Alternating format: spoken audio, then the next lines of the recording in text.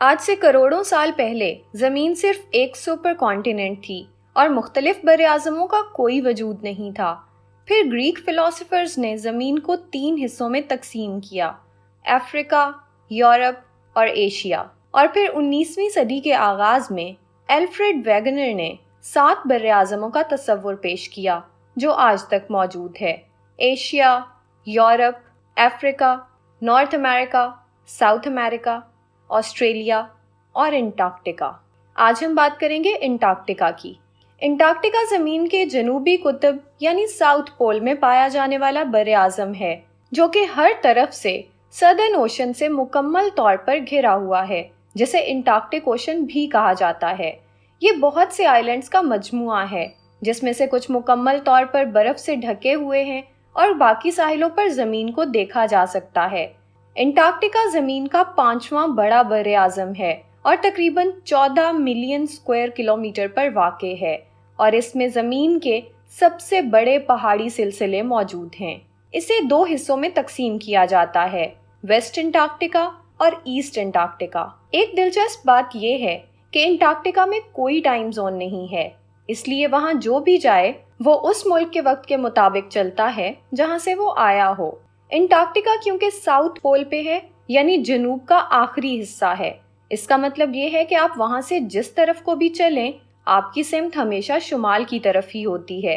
Antarctica کو زمین پر سب سے کم ٹیمپریچر رکھنے کا اعزاز بھی حاصل ہے، جو کہ تقریباً -90 ڈگری ہے، لیکن ساحلی علاقوں میں اب ٹیمپریچر تقریباً 10 ڈگری تک ریکارڈ کیا جا سکتا ہے۔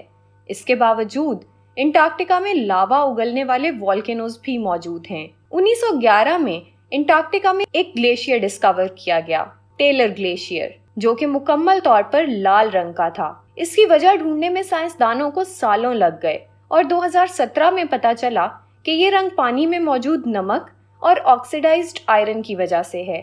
اسے بلڈ فالز کا نام بھی دیا جاتا ہے۔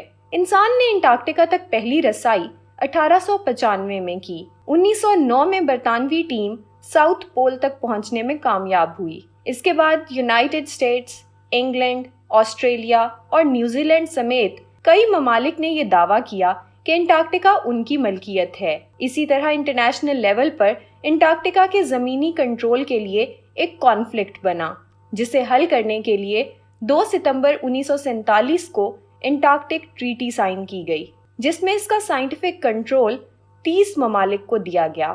کیونکہ انٹارکٹیکا میں کوئی رہائشی آبادی نہیں ہے، اس لیے ٹریٹی میں انٹارکٹیکا کو امن کا نشان بنا کر صرف سائنٹیفک ریسرچ کے لیے رکھا گیا، یعنی یہاں صرف سیاحت یعنی ٹورزم، فشنگ اور ریسرچ کی جا سکتی ہے، اور کسی بھی فوجی سرگرمی کی اجازت نہیں دی گئی۔ اس معاہدے پر جن ممالک نے دستخط کیے ان کے جھنڈے لگا کر انٹارکٹیکا میں ایک جگہ مختص کی گئی جسے سیریمونیل ساؤتھ پول کا نام دیا گیا۔ انٹارکٹیکا زمین کا سب سے ٹھنڈا اور خشک علاقہ ہے۔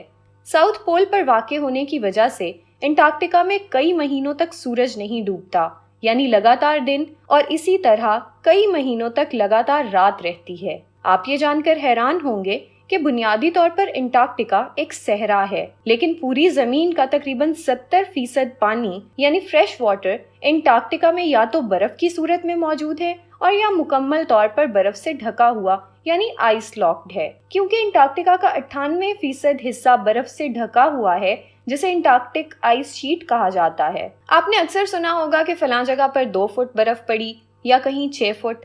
اگر ہم انٹارکٹیکا کی بات کریں تو اس کی آرکٹک شیٹ تقریباً 2 سے 5 کلومیٹر تھک ہے۔ اس آئس شیٹ کا وزن تقریباً 2 کروڑ 65 لاکھ گیگا ٹن ہے، اور ریسرچ کے مطابق اس برف کو جمع ہونے میں 40 ملین یعنی 4 کروڑ سال لگے ہیں۔ لیکن سب سے دلچسپ بات یہ ہے کہ سائنس ریسرچ کے مطابق 4 کروڑ سال پہلے انٹارکٹیکا سرسبز جنگل تھا اور وہاں ڈائناسورز رہتے تھے۔ اگر موجودہ وقت کی بات کریں تو انٹارکٹیکا میں کوئی انسانی آبادی نہیں ہے۔ یہاں مکمل طور پر رہائش اختیار کرنا ناممکن ہے، لیکن وہاں تحقیق کے لیے تقریباً 80 ریسرچ سینٹرز قائم کیے گئے ہیں، جہاں گرمیوں میں تقریباً 4000 اور سردیوں میں 1000 لوگ رہ سکتے ہیں۔ کیا آپ جانتے ہیں کہ انٹارکٹیکا اب تک 11 لوگوں کی جائے پیدائش بھی ہے؟